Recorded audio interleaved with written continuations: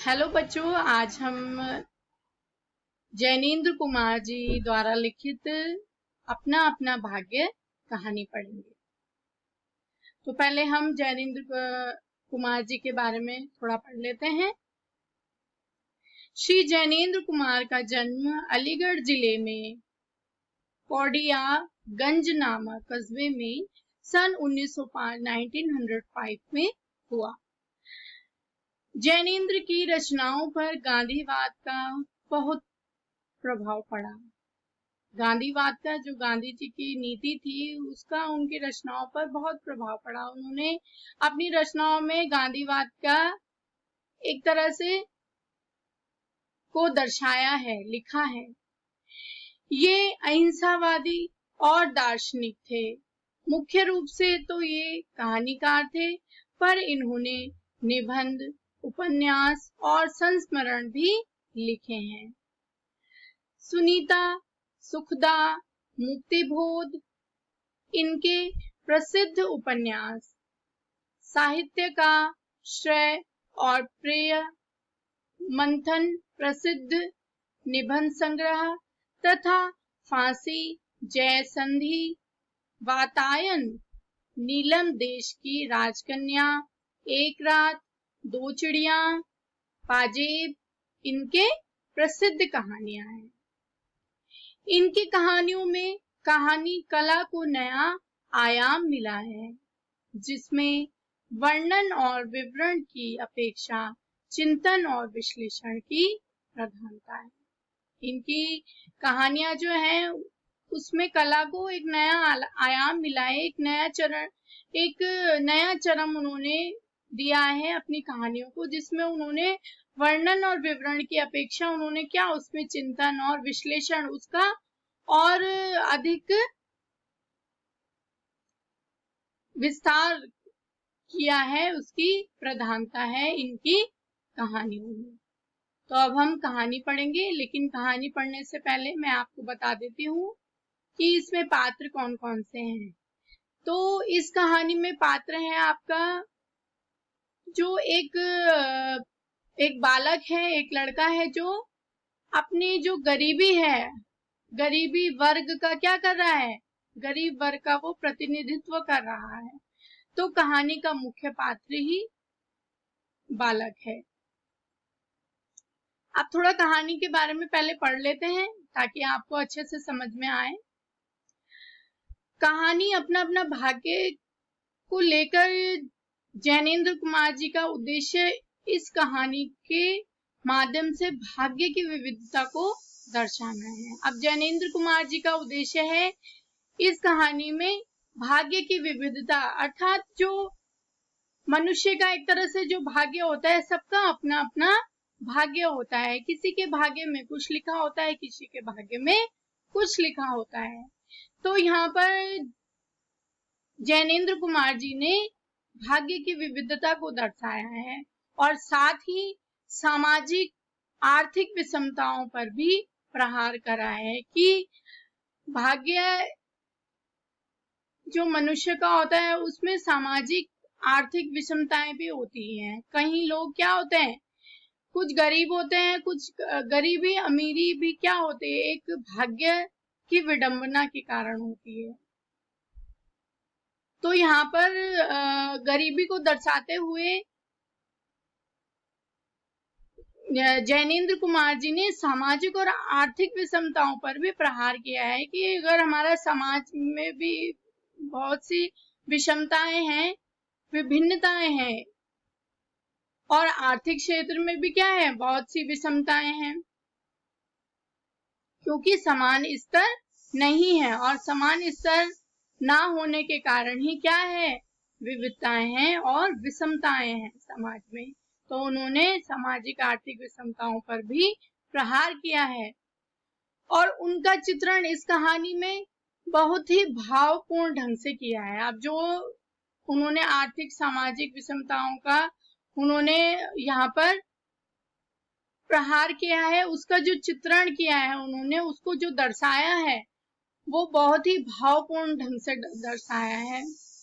कहानी का आरंभ तो क्या है, सुखद है, परंतु दुख, जो अंत है कहानी का वो बहुत ही दुखद है। तो अब हम कहानी पढ़ेंगे। अपना अपना भाग्य। बहुत कुछ निरुद्देश्य घूम चुकने पर हम सड़क के किनारे बेंच पर बैठ गए। अब यहाँ पर निरुद्देश्य का बिना उद्देश्य के, विदाउट एनी पर्पस, बिना उद्देश्य के, यहाँ पर लेखक बोल रहे हैं कि बिना उद्देश्य के घूम चुकने पर हम क्या सड़क के किनारे बेंच पर बैठ गए।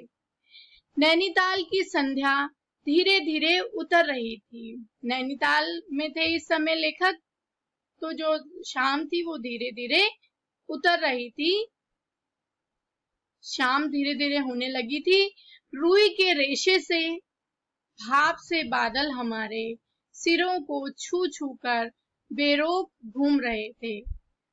अब जो भाप के बादल अर्थात जो बादल थे, और वो कैसे थे, रुई के रेशे की तरह, वो हमारे सिरों को छू छू कर बेरोक घूम रहे थे। बेरोक अर्थात बिना किसी रोक टोक के हमारे ऊपर, सिरों के ऊपर घूम रहे थे।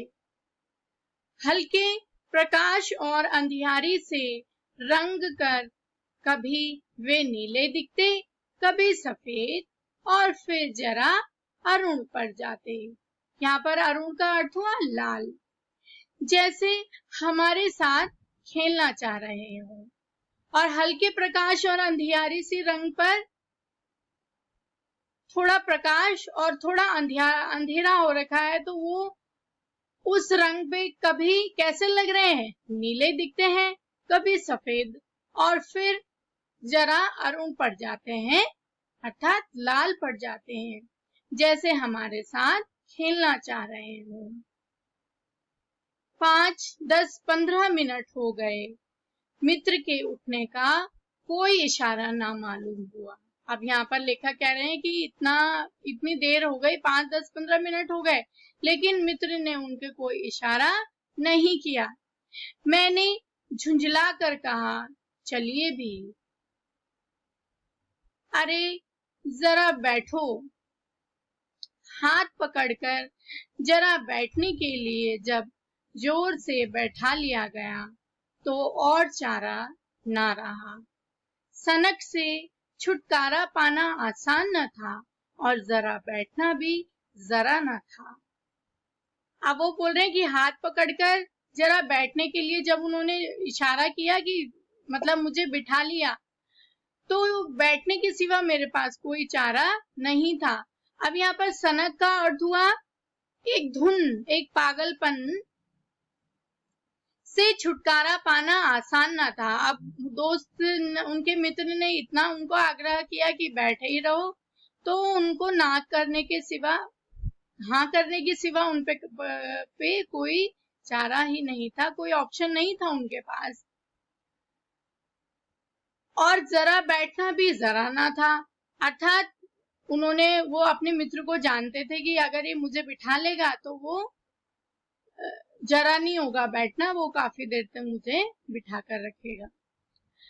चुपचाप बैठे, तंग हो रहा था, उड़ रहा था कि मित्र अचानक बोले, देखो वह क्या है। मैंने देखा कि कोहरे की सफेदी में कुछ ही हाथ दूर से एक काली सी मूर्ति हमारी तरफ आ रही थी। मैंने कहा, होगा कोई। 3 गज की दूरी से दिख पड़ा एक लड़का, सिर के बड़े बड़े बाल खुजलाता चला आ रहा था। नंगे पैर, नंगे सिर, एक मैली सी कमीज लटकाए है। पैर उसके ना जाने कहाँ पड़ रहे थे, और वह ना जाने कहाँ जा रहा था। कहाँ जाना था चाहता था, न दायां था न बायां था। पास की चुंगी की लालटेन के छोटे से प्रकाश वृत्त में देखा कोई 10-12 बरस का लड़का होगा। अब जब वो वहां पर बैठे हुए थे तो उन्होंने देखा कि सामने से एक लड़का आ रहा है, जिसके सिर पर बड़े बड़े बाल हैं और अपने बालों को खुजलाता चला आ रहा है, और उसके नंगे पैर हैं, नंगे सिर हैं और एक मैली सी कमीज उसने पहन रखी है। पैरों में उसके पैर जो है उसके ना जाने कहाँ पड़ रहे थे, अर्थात वो कहाँ जा रहा था पता ही नहीं चल रहा था, और वह ना जाने कहाँ जा रहा था, कहाँ जाना चाहता था, ना दायां था ना बायां था। पास की चुंगी की लालटेन के छोटे से प्रकाश वृत्त में देखा कोई 10-12 बरस का लड़का होगा। यहाँ पर चुंगी का अर्थ हुआ कर वसूलने के लिए बनाई गई चौकी, मतलब जहाँ पर टैक्स कटता है, जैसे गाड़ियां जाती है, काफी सामान की गाड़ियां जाती हैं, तो एक चुंगी मतलब एक चौकी बनाई जाती है जहाँ पर चुंगी ली जाती है, अर्थात वहां पर टैक्स लिया जाता है उस सामान को ले जाने के लिए, लाने के लिए। तो चुंगी की लालटेन के छोटे से प्रकाश में देखा तो कोई 10-12 साल का लड़का था। अब उन्होंने देखा तो वो कैसा दिख रहा था कि 10-12 साल का होगा। गोरे रंग का है पर मैल से काला पड़ गया है। गोरे रंग का तो है वह लड़का, पर मैल से काला पड़ गया है। आंखें अच्छी बड़ी पर सूनी है, माथा जैसे अभी से झुर्रियां खा गया है, अर्थात उसका इतना मासूम चेहरा, मतलब उसका चेहरा ऐसा है कि जो मासूम नहीं लग रहा है, मतलब वो उसकी उम्र तो अभी 12 साल की है, लेकिन उसका चेहरा ऐसा नहीं लग रहा है कि वह 12 साल का हो। उसका मासूम चेहरा कहीं हो सा गया मालूम लगता है। आगे पढ़ेंगे। वह हमें न देख पाया, वह जैसे कुछ भी न देख रहा था, न नीचे की धरती न ऊपर चारों ओर फैला हुआ कोहरा, न सामने का तालाब और न एकाकी दुनिया। वह बस अपने निकट वर्तमान को देख रहा था। अब वह चला ही आ रहा था, न इधर उधर देख रहा था, न नीचे ऊपर देख रहा था, और मतलब कोहरा इतना फैला हुआ था, न सामने तालाब था और न एकाकी दुनिया। वह बस अपने निकट वर्तमान को देख रहा था। अब लेखक बोल रहे हैं कि मित्र ने आवाज दी, उसने अपनी सूनी आंखें फाड़ दी, दुनिया सो गई, तू ही क्यों घूम रहा है। बालक मूक, यहाँ पर मूक का अर्थ हुआ चुपचाप रहना, मतलब बोलना नहीं, मौन रहना एक तरह से। फिर भी बोलता हुआ सा चेहरा लेकर खड़ा रहा। कहाँ सोएगा, यहीं कहीं। कल कहाँ सोया था, दुकान पर। आज वहां क्यों नहीं नौकरी से हटा दिया। क्या नौकरी थी, सब काम 1 रुपया और जूठा खाना। फिर नौकरी करेगा, हाँ। बाहर चलेगा, हाँ। आज क्या खाना खाया, कुछ नहीं। अब खाना मिलेगा, नहीं मिलेगा। यो ही सो जाएगा, हाँ। कहाँ, यहीं कहीं, इन्हीं कपड़ों में। बालक फिर आंखों से बोलकर मूक खड़ा रहा, अर्थात वह मौन खड़ा रहा।